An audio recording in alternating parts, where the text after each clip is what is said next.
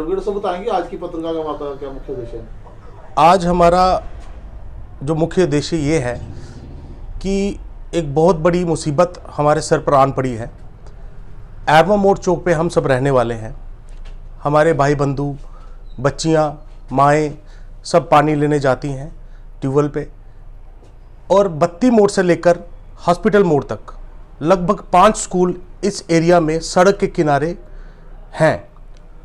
उन स्कूलों में बच्चे स्कूल भी जाते हैं, बच्चे आते भी हैं, स्कूल खुल गए हैं। और हमारे इस रोड पे एक बहुत बड़ी दुर्घटना पिछले दिनों हुई जिसमें एक औरत ने अपनी जान गंवाई।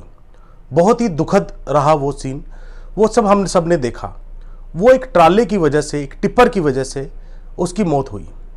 लेकिन हम अब चाहते हैं कि ऐसी घटनाएं और ना हो और ऐसी दुर्घटनाएं बार बार ना हो, इसलिए ये ट्राले बंद होने चाहिए।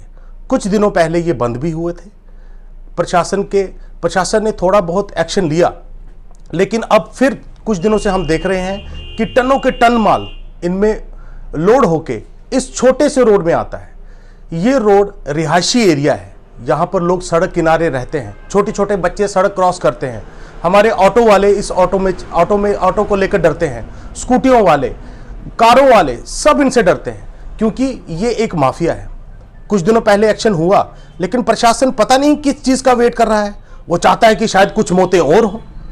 अगर हम लोग चाहते हैं कि ये लोग ना चलें, या फिर इनका टाइमिंग रात को 9 बजे से लेकर सुबह से 6 बजे तक कर दिया जाए, तो इसमें दिक्कत क्या है?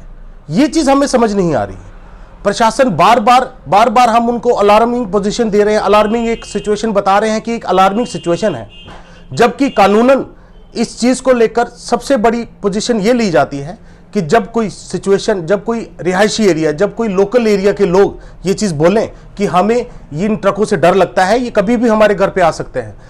आप बताइए कि जब भी कोई दुर्घटना होती है, ज्यादा से ज्यादा क्या होगा? 304 लग जाएगी, 279, 337 लग जाएगी, 338 लग जाएगी, मुलजिम बरी हो जाएगा या उसकी जमानत हो जाएगी। लेकिन जिसका नुकसान हुआ, क्या वो भरपाई कर पाएंगे? वो ये भरपाई कभी नहीं कर पाएंगे। इन ट्रकों को लेकर हम बहुत ही ज्यादा मुसीबत में हैं और हम इन ट्रकों से बहुत ज्यादा डर लग रहा है।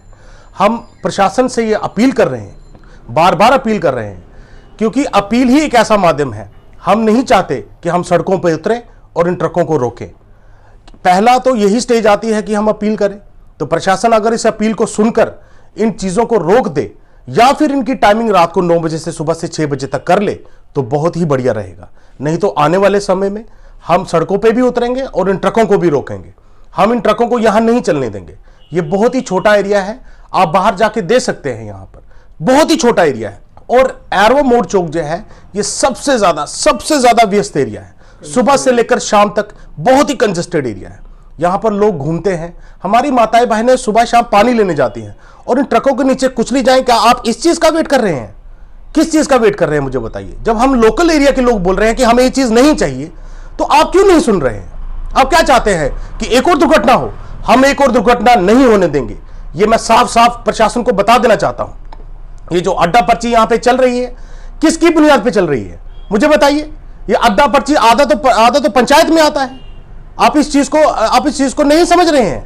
आप क्या चाहते हैं कि हम सड़कों के नीचे कुचले जाएं, इन ट्रकों के नीचे कुचले जाएं, फिर जाके आप जागेंगे?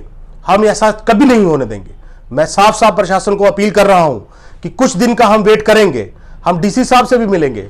अगर कुछ दिनों में ये ट्रक बंद ना हुए, तो याद रखिए आने वाली सिचुएशन बहुत ही खतरनाक और बहुत ही अलार्मिंग होगी आपके लिए। ये मैं पहले बता दे रहा हूं। और हमें कुछ सूत्रों से यह भी पता चला है कि जो बत्ती मोड़ में हमारा हादसा हुआ था, उसमें हमारे भाई बंधुओं ने जिन्होंने ट्रक रोकने की कोशिश की, उनको कुछ लोगों ने धमकियां दी कि आपके खिलाफ पर्चा लगा देंगे। किस चीज के खिलाफ पर्चा लगाएंगे आप? कि हम अपनी जान की रक्षा कर रहे हैं, इस चीज के लिए पर्चा लगाएंगे आप हमारे पास? हम अपनी जान की रक्षा करके रहेंगे। कुछ दिनों में अगर ये ट्रक बंद ना हुए, तो मैं बता दे रहा हूं कि हम सड़कों पर उतरेंगे और इन ट्रकों को यहां से भगा देंगे। हमें ये ट्रक नहीं चाहिए। जल्द से जल्द इसकी टाइमिंग बदली जाए, 9 बजे से लेकर सुबह 6 बजे तक ये चले। अगर हमारे बच्चों की स्कूलिंग की टाइम पे, अगर हमारी टाइमिंग पे, किसी के ऑफिस की टाइम पे ये चलते हुए दिखेंगे, तो प्रशासन इसके लिए जिम्मेदार होगा, हम नहीं। एक चीज और मैं आपकी मीडिया के माध्यम से ये बता देना चाहता हूं, करोड़ों की ये कंस्ट्रक्शन कंपनी है, करोड़ों का माल इनके पास है, करोड़ों की फैक्ट्रियां इनके पास हैं।